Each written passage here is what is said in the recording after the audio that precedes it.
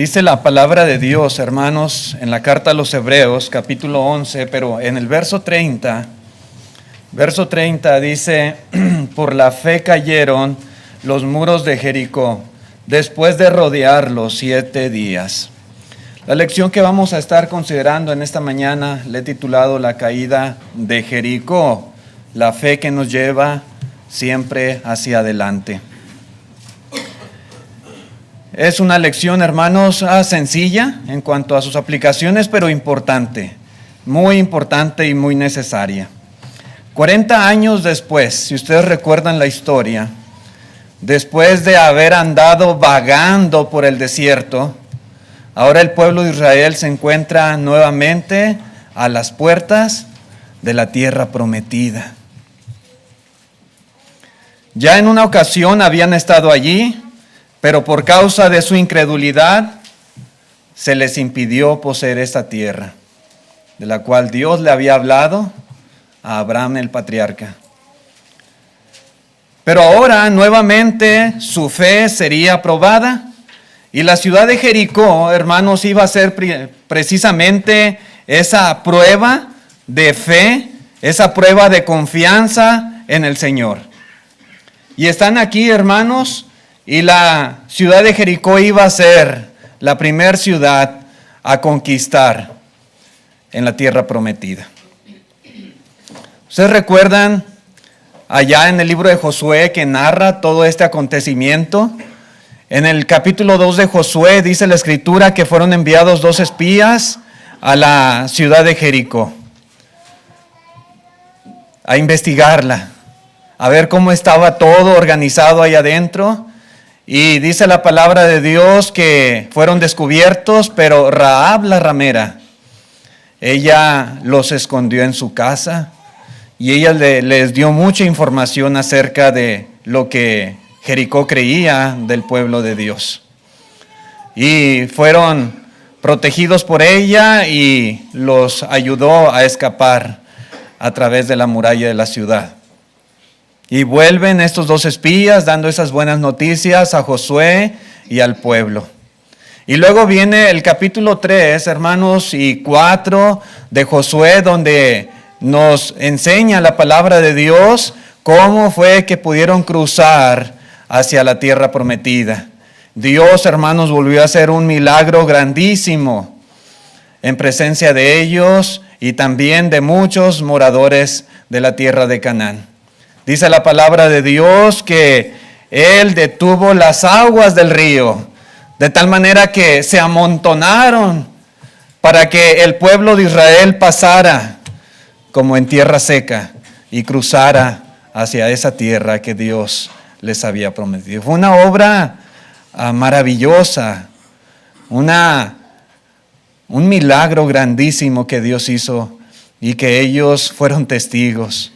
Y para que no se les olvidara esto, dice la escritura que Dios le dijo a Josué que hicieran pues un monumento con 12 piedras, para que siempre recordaran que la mano poderosa de Dios los ayudó a cruzar ese río. Y Josué hizo otro ahí en medio del río antes de que las aguas descendieran. Y luego viene el capítulo 5, hermanos, ya en la tierra prometida, dice la palabra de Dios que fueron circuncidados, porque durante el tiempo que anduvieron esos 40 años vagando en el desierto, ellos habían olvidado de ese mandamiento de Dios y no habían circuncidado a sus hijos. Pero tenían que empezar de nuevo, habían llegado a esa tierra y ahora tenían que hacer las cosas bien desde el principio. Fueron circuncidados y celebraron la Pascua. Y después pasa algo muy interesante. Dice la escritura en el capítulo 5, versículo 13 del libro de Josué, dice la palabra de Dios que se presenta delante de Josué, digamos, el verdadero comandante de ellos, quien los iba a dirigir, quien iba a entregar en sus manos no solamente la ciudad de Jericó, sino toda esa tierra que Dios les había prometido. Dice en el versículo 13 de Josué 5, estando Josué cerca de Jericó, alzó sus ojos y vio a un varón que estaba delante de él, el cual tenía una espada desenvainada en su mano, y Josué, yendo hacia él, le dijo: ¿eres de los nuestros o de nuestros enemigos? Versículo 14. Dice, él respondió: no, mas como príncipe del ejército de Jehová he venido ahora. Entonces Josué, postrándose sobre su rostro en tierra, le adoró y le dijo: ¿qué dice mi señor a su siervo? Verso 15. Y el príncipe del ejército de Jehová respondió a Josué: quita el calzado de tus pies, porque el lugar donde estás es santo. Y Josué así lo hizo, dice la Escritura. Hermanos, yo estoy convencido de que este varón que se presenta delante de Josué no era un ángel, por lo que está diciendo aquí. No era un ángel. ¿Por qué decimos que no era un ángel? Porque en primer lugar, podemos ver a través de la Escritura que los ángeles que alguna vez fueron enviados a algún propósito a la tierra, jamás aceptaron la adoración de los hombres. Jamás. Pero dice aquí la palabra de Dios, este varón, comandante del ejército de Jehová, dice aquí la Escritura, fue adorado por Josué. Y Josué le llama mi Señor. Y no solamente eso, sino que vemos una escena muy similar a la que sucede allá con Moisés en el monte Horeb, cuando la zarza ardía.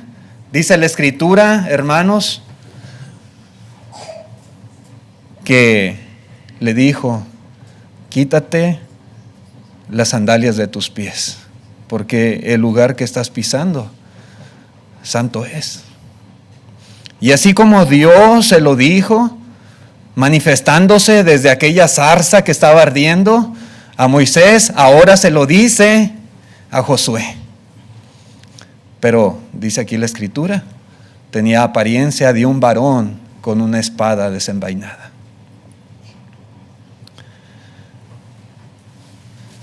Hermanos, desde mi perspectiva, y muchos comentaristas coinciden en esto, lo más seguro es que haya sido el Señor Jesús antes de su encarnación.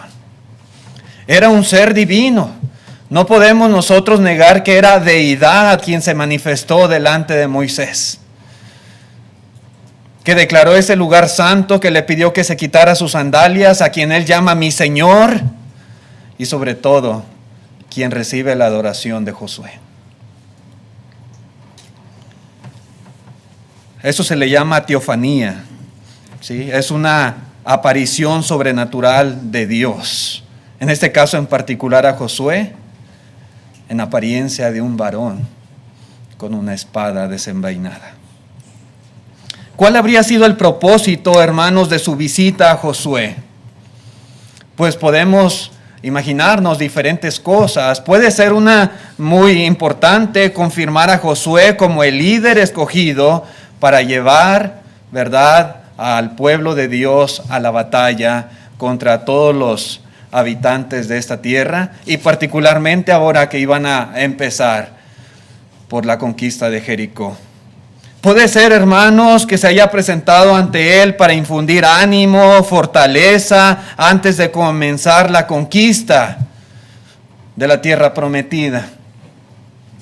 Pero seguramente, hermanos, también el propósito fue que Josué supiera que las instrucciones que habría de recibir serían el plan perfecto de batalla para poder obtener la victoria.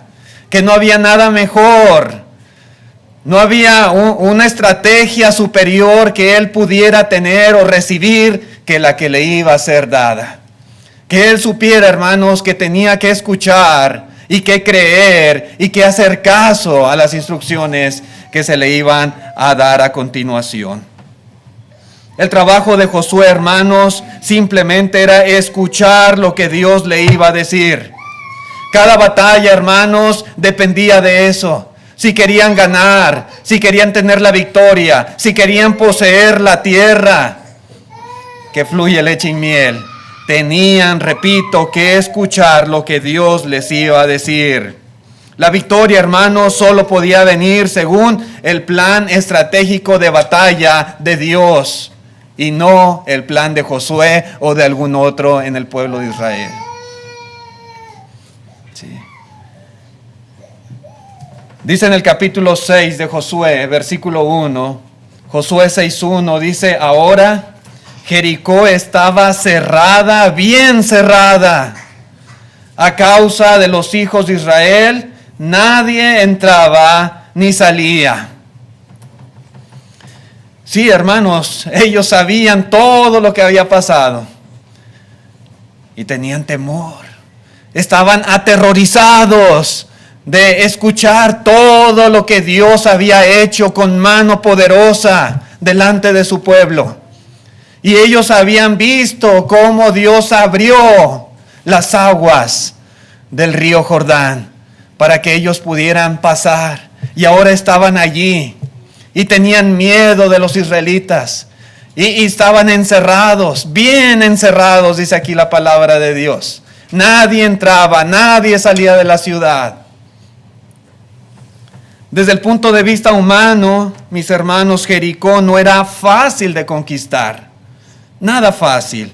La ciudad estaba fortificada, dice la historia y dicen los arqueólogos y los que han estudiado esto, con 2 anillos, 2 murallas que estaban alrededor de toda la ciudad de Jericó.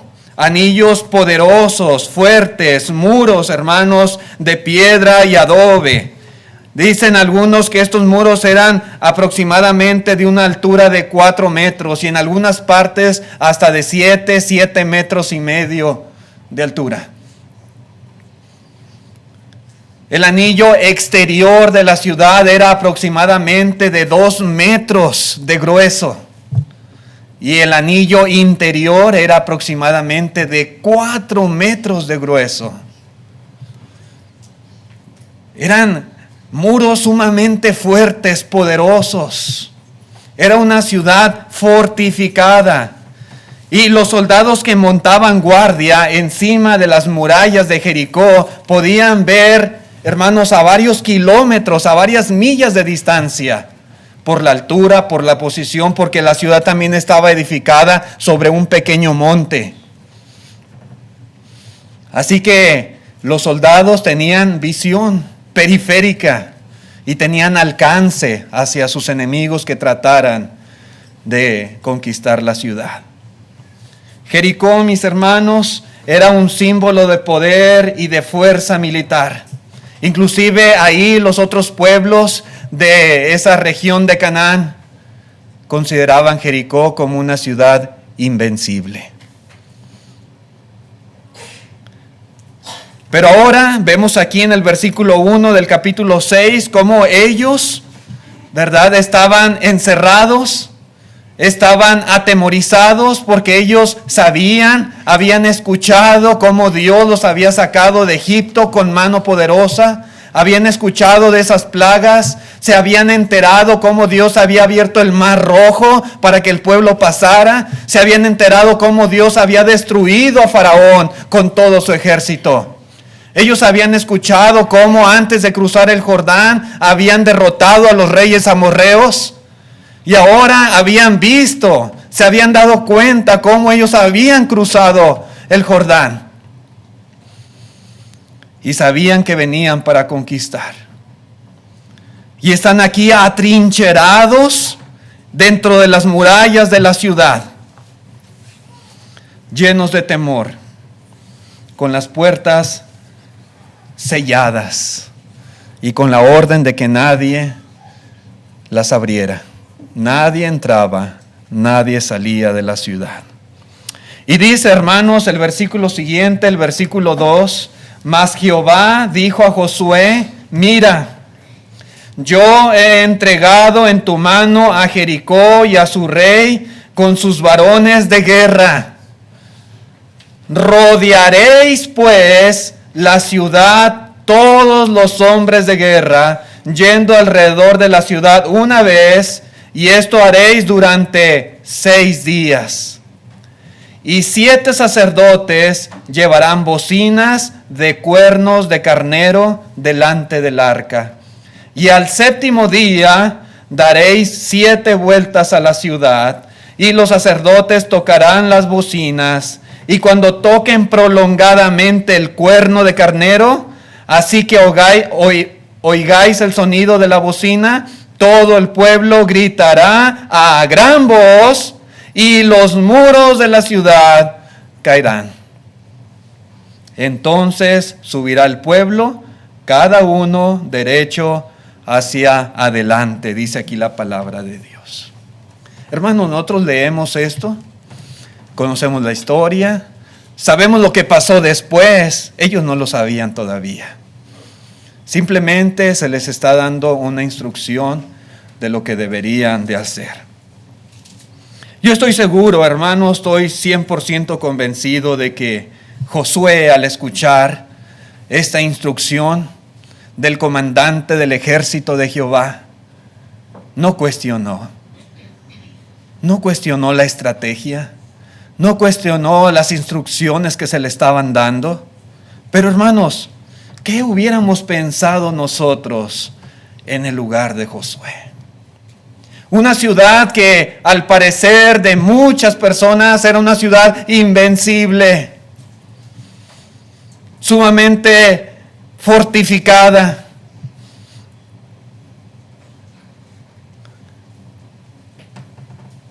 En realidad, hermanos, al escuchar estas palabras que se le están dando a Josué, viéndolo desde el punto de vista humano, no había ni una pizca de estrategia militar en ese plan. Sí. Probablemente los soldados, los militares en Jericó, a lo mejor cuando veían lo que hacían, se reían de ellos. Pues, ¿qué andan haciendo estos locos dando vueltas?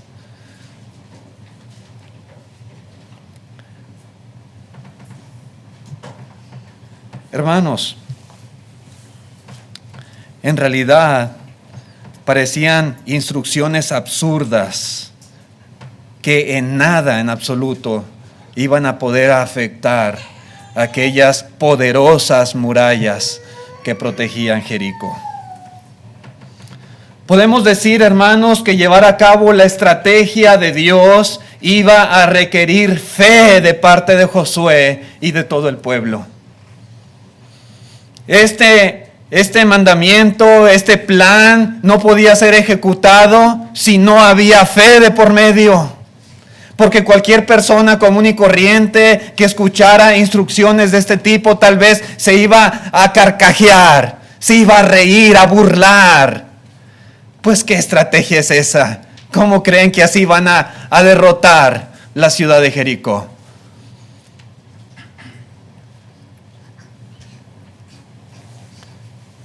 Ellos, hermanos, eran totalmente incapaces de derribar esos muros. Pero el poder de Dios sí podía hacerlo. Y aquí es donde entra la fe. Ellos tenían que creerlo. Si ellos hubieran querido con sus propias fuerzas, con su propio poder militar, entrar a su manera y tratar de brincar los muros, o tratar de derribarlos, simplemente no iban a poder. Ellos debían aceptar que ellos eran incapaces por sus propios medios de conquistar la ciudad. Dios era el que podía. La mano poderosa de Dios que los sacó de Egipto, que abrió el Mar Rojo, que los cruzó el Jordán, era la misma mano poderosa que podía entregar la ciudad a ellos. Y tenían que creerlo. ¿Qué creerlo? Siempre en la Biblia, mis hermanos, hay una conexión muy especial entre la palabra de Dios y la fe. Y usted podrá notarlo en todas las historias que hemos visto en este capítulo 11, ya vamos en el verso 30, pero todo lo que hemos visto, este es el común denominador. La conexión entre la palabra de Dios y la fe. En este caso en particular, hermanos, Dios prometió algo. Dios prometió que las murallas iban a caer. Dios prometió que les iba a entregar la ciudad de Jericó. Y esta conquista, esta primer ciudad, hermanos, iba a ser el primer paso para llegar a poseer la tierra prometida.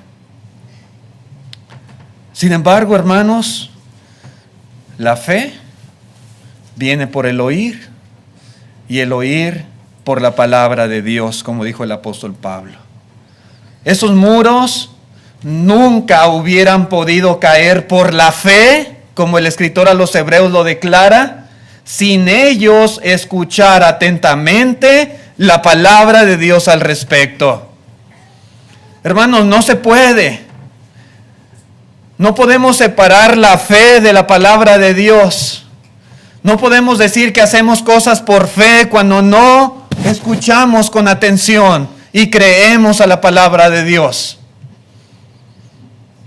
Sí, los muros cayeron por la fe del pueblo de Israel. Pero esa fe estaba ligada a la instrucción que Dios les estaba dando. Muy ligada. Y no solamente eso, mis hermanos. La fe de ellos debía ser demostrada. Siempre uno acepta, por supuesto, cuando uno oye la palabra de Dios, cuando uno escucha la instrucción de Dios, cuando uno oye la promesa de Dios, uno dice, no, pues sí, así es. Y si Dios lo dice, esa es la verdad. Y si Dios lo prometió, Dios es fiel y lo va a cumplir, sí. Pero también se requiere que esa fe sea demostrada. La fe verdadera, hermanos, requiere que cuales sean las instrucciones de Dios, se sigan al pie de la letra. Lo que Dios haya dicho, lo que Él haya ordenado. No importa si esas instrucciones nos parecen irrazonables, si esas instrucciones nos parecen poco lógicas. Si Dios nos lo manda, no solamente tenemos que creerlo, aceptarlo, sino también demostrarlo a través de la obediencia a esas instrucciones. Siempre ha sido así. Todos los detalles que Dios le había dado a Josué eran importantes. Y Josué así lo reconoce. Y no solamente lo reconoce y lo cree, sino que lo demuestra. Cada cosa en particular, cada detalle tenía que ser cuidado. El orden de la gente, por ejemplo. Cómo iban a ir acomodados los soldados, los sacerdotes que tocarían la trompeta, los que llevarían el arca, el pueblo. Todo tenía que ser, hermanos, en el orden que Dios lo estableció. La cantidad de sacerdotes que tocarían, ¿cuántos iban a ser? Bueno, tenían que seguir la instrucción que Dios les estaba dando. El número de vueltas a la ciudad, ¿cuántas? Las que Dios estaba indicando. Sí. ¿Qué clase de bocinas iban a utilizar para tocar? Las que Dios dijo, de cuerno de carnero. Todo, hermanos, hasta la manera, la forma en la cual deberían de gritar después de haber dado aquellas 7 vueltas. Todo tenía que ser exactamente como Dios se los indicó. Y Josué lo sabía. Y Josué cuidó los detalles. Y Josué lo transmitió tal cual el Señor se lo había revelado. Eso es fe. En Josué capítulo 6, pero dice el verso 7, y dijo al pueblo, pasad y rodead la ciudad y los que están armados pasarán delante del arca de Jehová. Y así que Josué hubo hablado al pueblo, los 7 sacerdotes, llevando las 7 bocinas de cuerno de carnero, pasaron delante del arca de Jehová y tocaron las bocinas, y el arca del pacto de Jehová los seguía. Dice el 9, y los hombres armados iban delante de los sacerdotes que tocaban las bocinas, y la retaguardia iba tras el arca, mientras las bocinas sonaban continuamente. Y Josué mandó al pueblo diciendo, vosotros no gritaréis, ni se oirá vuestra voz, ni saldrá palabra de vuestra boca, hasta el día que yo os diga, gritad, entonces gritaréis. Vean ustedes, hermanos, cómo Josué cuida minuciosamente que cada cosa en particular que Dios quería que hicieran, la cumplieran tal cual el Señor les había ordenado. Qué interesante, hermanos, todo esto. Yo, como les decía, a ningún jefe militar, ningún general, comandante de algún ejército, se le hubiera ocurrido jamás la estrategia de marchar alrededor de una ciudad fortificada, tocar bocinas y gritar para hacer que los muros se caigan. No, a nadie se le hubiera ocurrido tal cosa. Pero en este caso, esto fue lo que Dios ordenó, y si de verdad creían en Dios, tenían que demostrarlo. ¿Cómo?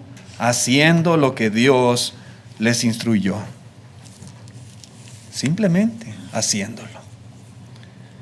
Note cómo tuvieron fe, hermanos, todo el tiempo.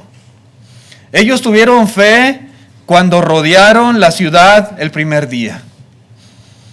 Igualmente, ellos tenían fe cuando lo hicieron el segundo, el tercero, el cuarto día. Pero note que las murallas seguían en pie. No estaban fracturadas, no parecía que algo fuera a pasar, ¿no? Todo seguía igual, todo igual. Esa fe, hermanos, que ellos tenían no derribó las murallas, y no las derribó porque aún no habían hecho todo lo que Dios les había mandado. Pero ya llevaban 5 vueltas. Sí, pero todavía no habían hecho todo lo que Dios había mandado. Pero llegaron al 7º día y ya habían dado 3 vueltas, sí. Y las murallas seguían igual porque aún no habían hecho todo lo que Dios había mandado. Hermanos, no fue hasta que obedecieron todos los mandatos de Dios que las murallas cayeron. Esto es bien importante y tiene muchas aplicaciones en nuestra vida. Hasta que obedecieron todos los mandatos de Dios fue que se cumplió la palabra que el Señor había prometido. Por eso dice el escritor a los Hebreos en el capítulo 11, versículo 30, dice, por la fe cayeron los muros de Jericó después de rodearlos 7 días. Es cierto, cayeron por la fe, porque el pueblo de Israel tuvo fe, porque creyeron que Dios Todopoderoso les iba a entregar en sus manos la ciudad, y cayeron, sí, pero no fue hasta después, como dice aquí, de rodearlos 7 días, no antes, no antes. Dice en el verso 20 de Josué, entonces el pueblo gritó y los sacerdotes tocaron las bocinas. Y aconteció que cuando el pueblo hubo oído el sonido de la bocina, gritó con gran vocerío y el muro se derrumbó. Y entonces el muro se derrumbó. y destruyeron a filo de espada todo lo que en la ciudad había, hombres y mujeres, jóvenes y viejos, hasta los bueyes, las ovejas y los asnos, porque esta fue la instrucción de Dios. Hermanos, en la Biblia una y otra vez vemos ejemplificado que cuando uno es obediente a las instrucciones, a los mandamientos que Dios nos da, Él es fiel en cumplir sus promesas. Una y otra vez, repetidamente, hermanos, para que no desconfiemos, para que nuestra fe sea fortalecida. Las murallas cayeron y dice la palabra de Dios que ellos obtuvieron la victoria. ¿Hubieran podido vencer a Jericó de otra manera? ¿Con otro plan? ¿Con otra estrategia? ¿Con otra forma? Por supuesto que no. Eso no hubiera pasado. Solo fue posible mediante la fe, como dice el escritor de los Hebreos, pero esa fe es una fe obediente. Que no se nos olvide nunca, hermanos, cuando veamos fe en la Biblia, esa fe lleva implícita la obediencia de parte nuestra. Obediencia. No es solamente creer que algo es posible en nuestra mente. No. Es una fe obediente.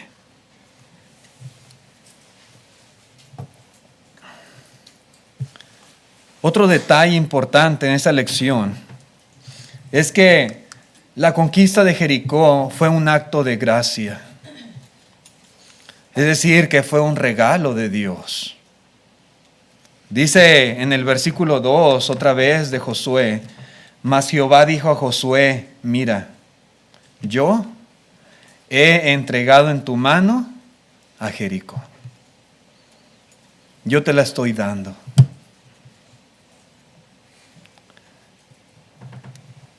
Sí, hermanos, era un don de Dios, un regalo de Dios. Toda la tierra de Canaán era un regalo de Dios. Ellos tenían que hacer algo para poseerla, pero era gracia. El hecho de que Israel tuvo que confiar en Dios, hermanos, anuló la gracia de Dios al darle la ciudad. Yo te la he dado, dice el Señor. Pero por supuesto que no. El hecho que ellos tuvieran que confiar no anula el hecho de que sea un don de Dios. El hecho de que tenían que obedecer los mandatos de Dios implicaba que los israelitas se ganaron el derecho de tomar Jericó. No, claro que no. Por supuesto que no. Aún, hermanos, cuando ellos cumplieron con las condiciones que Dios puso para tomar la ciudad, no hubo gloria, no hubo mérito alguno en las habilidades de ellos, sino en la fuerza y el poder de Dios. Fue la mano poderosa de Dios la que llevaba todo el mérito, toda la honra, toda la gloria. Fue la mano poderosa de Dios la que se las dio, se las otorgó. No fueron ellos. Fue gracia, fue un regalo de Dios.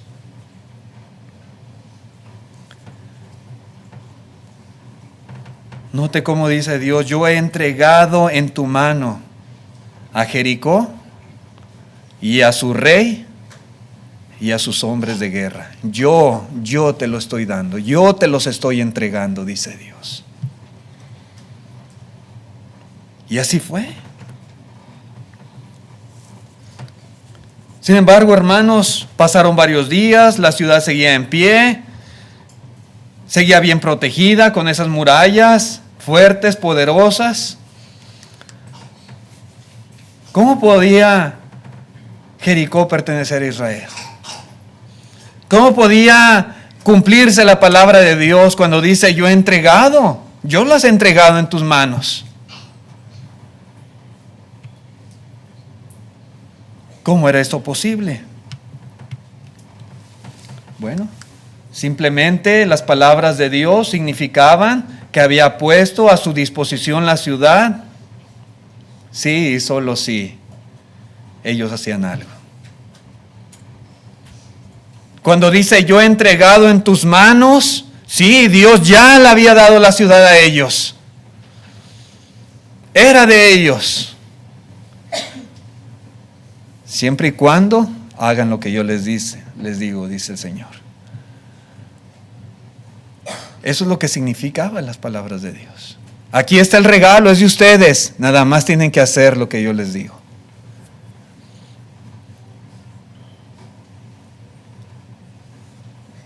Es decir, hermanos, que el regalo de Dios incluía todas las instrucciones específicas que Él les dio.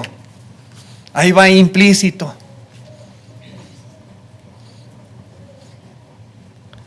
Nadie puede hacer caer una ciudad marchando alrededor y gritando. El sonido de los cuernos, hermanos, no podían hacer caer los muros. Los gritos de la gente no podían hacer caer los muros. Solamente Dios podía hacerlo. De allí que los israelitas, aún después de haber hecho lo que Dios les mandó, ellos entendieron que la victoria había sido un regalo de Dios. Ellos le dieron la honra, la gloria a Dios por la conquista de la ciudad. Si la gracia, hermanos, sin la gracia de Dios, definitivamente los muros hubieran permanecido en pie. Él tuvo que haberlo otorgado a ellos. Pero sin la fe de ellos, igualmente esos muros no hubieran caído. Y sin la instrucción, sin la obediencia a esos mandatos de Dios, tampoco hubiera sido posible que conquistaran la ciudad. Así que, hermanos, la gracia, la fe, la obediencia no son cosas que se contraponen entre sí, sino que están en perfecta armonía todas estas cosas. El hecho de que sea por gracia, que haya sido un regalo, que Dios lo haya otorgado, que Dios se las haya dado, no quería decir, hermanos, que si hacían algo, entonces ya no era que Dios se las dio. No. Que dejaba de ser un regalo, que dejaba de ser un don de Dios. No, no era así. Esto, hermanos, tiene mucha aplicación, por ejemplo, en cuanto a la salvación de las personas. Para nuestro tiempo, por ejemplo, Dios ha prometido salvación en Cristo Jesús. Así como Dios prometió al pueblo de Israel que les iba a dar aquella ciudad, y dice Dios, yo la he entregado en tus manos. Dios también, hermanos, ha prometido salvación para toda persona en Cristo Jesús. Dice en la segunda carta que escribe Pablo a Timoteo, capítulo 2, versículo 10, por tanto, todo lo soporto por amor de los escogidos, para que ellos también obtengan la salvación que es en Cristo Jesús, con gloria eterna. Sí, es promesa de Dios. Y Pablo aquí lo reitera. Salvación en Cristo Jesús. Pero, hermanos, algo bien importante, para tener salvación en Jesús, la fe es indispensable. Dice ahí en la primera carta de Pedro, capítulo 1, versículo 9, obteniendo el fin de vuestra fe, que es la salvación de vuestras almas.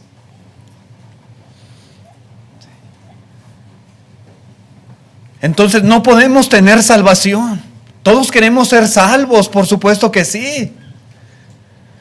Todos queremos este don de Dios, este regalo, y Dios lo otorga en Cristo Jesús. Pero se requiere fe. El fin de la fe es la salvación de nuestras almas. Pero en el caso de la salvación, hermanos,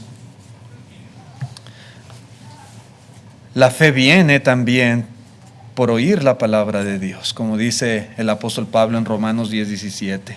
Es decir, que hay instrucciones que Dios ha dado de la misma manera que le fue dado al pueblo de Israel. Instrucciones que seguir. No solamente hay hechos que creer, sino que hay mandamientos que deben de ser obedecidos.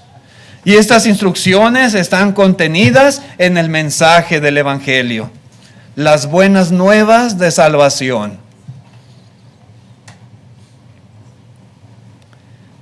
Dice en Romanos 1, versículo 16 y 17, porque no me avergüenzo del Evangelio, porque es poder de Dios para salvación a todo aquel que cree. Al judío primeramente y también al griego.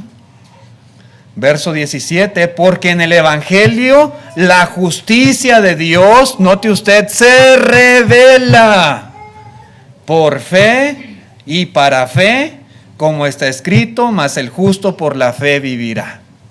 Solamente aquellos que tengan fe van a estar dispuestos a seguir las instrucciones que son reveladas en el mensaje del Evangelio. Ahí se revela la justicia de Dios.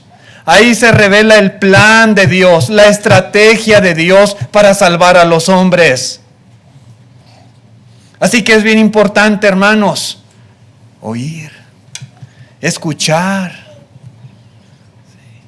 La fe solamente viene por oír la palabra de Dios, el Evangelio que revela la justicia de Dios.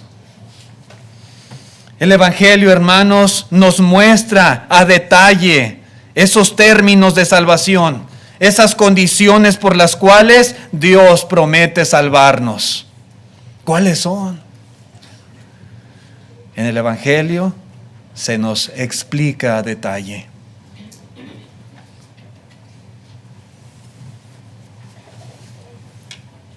Sin embargo, como ya hemos visto, hermanos, para que esta fe sea verdadera, sea una fe bíblica, necesariamente requiere obediencia de parte de aquellos que dicen tener fe.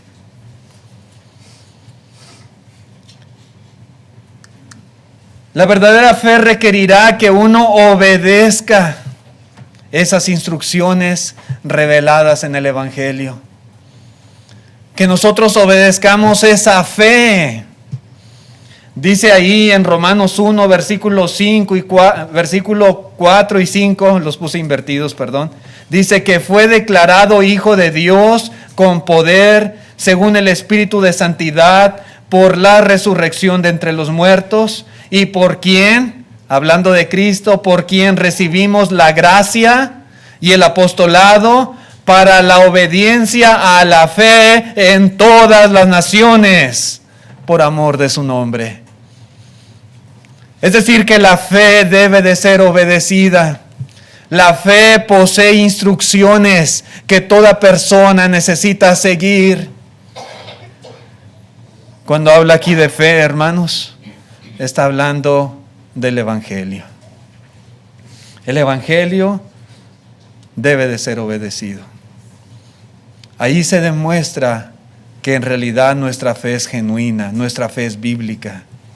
Nuestra fe es como la fe de aquellos héroes, en este caso en particular Josué y todos aquellos que creyeron a la instrucción que Dios les estaba dando.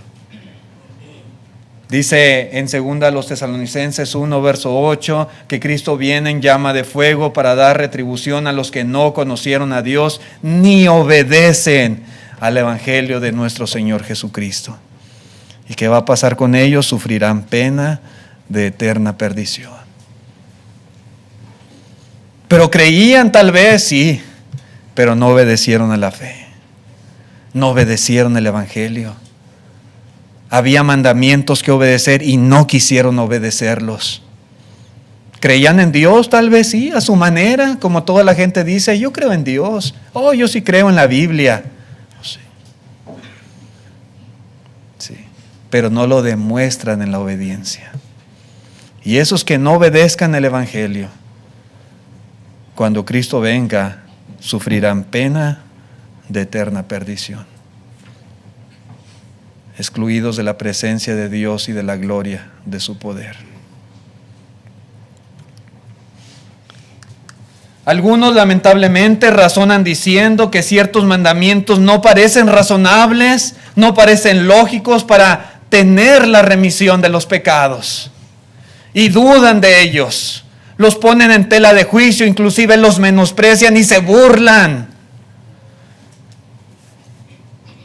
Caso en particular del bautismo.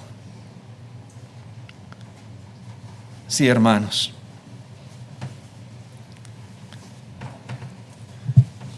Lo que el Señor instruyó debe de ser obedecido. Si realmente queremos llegar al cielo, debe de ser obedecido. Y en el caso del bautismo, es cierto, la Escritura dice que las aguas del bautismo, hermanos, en realidad no son las que lavan nuestros pecados. Nuestros pecados son lavados por la sangre de Cristo Jesús. Pero eso no hace, y que quede bien claro, no hace innecesario el bautismo. Y no lo hace innecesario, sino por el contrario lo hace indispensable el hecho de que el mismo Señor Jesús lo instruyó. El mismo Señor lo ordenó reiteradamente.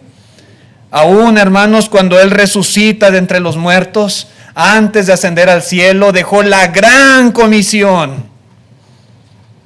Y Él ordenó que el Evangelio fuera predicado y que aquellos que creyesen fuesen bautizados. En Mateo 28 dice: en el nombre del Padre, del Hijo y del Espíritu Santo. No es cosa que yo inventé. No es esto algo que a algún hombre en particular se le ocurrió. Cristo Jesús lo ordena. Y de allí que todos los apóstoles predicaron el arrepentimiento y el bautismo para perdón de pecados. De allí que todos los hombres y mujeres que se convirtieron al Señor obedeciendo el Evangelio fueron bautizados, porque el Señor lo mandó. El Señor lo ordenó. Hay personas que se burlan del bautismo, que dicen que no es importante, que no es necesario, que si la salvación es por gracia, entonces el bautismo le quita mérito a la salvación. No es cierto. Al contrario, glorifica a Dios, porque estamos demostrando fe en Él, fe en sus palabras, fe en su instrucción. Dice en Colosenses 2, verso 12, sepultados con Él en el bautismo, en el cual fuisteis también resucitados con Él mediante la fe en el poder de Dios, que le levantó de los muertos, y a vosotros estando muertos en pecados y en la incircuncisión de vuestra carne, os dio vida juntamente con Él, perdonándoos todos los pecados. Sí, hermanos, cuando esto sucede, hermanos, dice la palabra de Dios que en el bautismo somos nosotros resucitados con Cristo. Y todos nuestros pecados son perdonados. Nos guste o no nos guste, el bautismo es un mandamiento para perdón de pecados. Pero dice, se lleva a cabo mediante la fe en el poder de Dios. Dios es el que va a obrar a través de Él. ¿Cómo es que la sangre de Jesús nos limpia en el bautismo? No lo sabemos, pero sucede y debemos de creerlo que así es. Así es. Cuando por fe descendemos a las aguas del bautismo, con un corazón contrito, arrepentido de nuestras faltas. Al hacerlo, el Señor perdona todos nuestros pecados, nos salva de nuestros pecados. En Josué capítulo 6 verso 20 dice: entonces el pueblo gritó y los sacerdotes tocaron las bocinas, y aconteció que cuando el pueblo hubo oído el sonido de la bocina, gritó con gran vocerío y el muro se derrumbó. El pueblo subió luego a la ciudad, cada uno derecho hacia adelante, y la tomaron, dice la Escritura. La tomaron. Entonces, ¿se las dio Dios o ellos la tomaron? ¿Se las dio Dios o ellos la tomaron? Pues las dos cosas sucedieron. Las dos cosas. Dios se las dio, pero se las dio condicionalmente. Fue un don, pero siempre y cuando hicieran lo que Dios ordenó. Y es lo mismo en cuestión de nuestra salvación. Dios nos da la salvación, viene de Él, es un regalo, es un don, es una gracia. Todo el mérito y la honra es para Dios, pero hay que tomarla. Hay que tomar la salvación haciendo lo que Él nos ha instruido. Hermanos, el don de Dios de la salvación está condicionado a nuestra fe obediente. En Hechos 2:40, cuando Pedro estaba predicando, dice, y con muchas otras palabras testificaba y les exhortaba diciendo, sed salvos de esta perversa generación. ¿Dios nos salva o nosotros nos salvamos? Las dos cosas. Dios nos salva. Por nuestros propios méritos no podemos tener la salvación. Pero dice aquí Pedro, sed salvos. Hagan algo para salvarse. Y dice el 41, así que los que recibieron su palabra, ¿qué? Fueron bautizados. Y se añadieron aquel día como 3,000 personas. ¿Por qué fueron bautizados? Porque Dios lo mandó. Porque el Señor dijo que era necesario para ser salvos, para recibir el perdón. En Filipenses 2, verso 12 dice, por tanto, amados míos, como siempre habéis obedecido, no como en mi presencia solamente, sino mucho más ahora en mi ausencia, ocupaos en vuestra salvación con temor y temblor. ¿Pero no nos va a salvar Dios? Sí, Dios nos salva, pero es necesario que también nosotros nos ocupemos en nuestra salvación. Y esto no le quita ningún mérito en absoluto a la obra de Dios. Eso es fe. Simplemente así, hermanos, vivimos por fe. Tenemos en pantalla el plan de salvación. Aquí encontramos las instrucciones que Dios ha dado para todo ser humano, para todo aquel que quiera ser salvo en Cristo Jesús.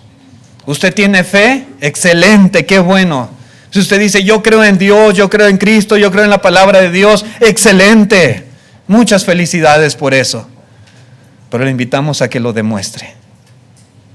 Que no se quede solamente en un asentimiento mental. Que no se quede simplemente en un pensamiento.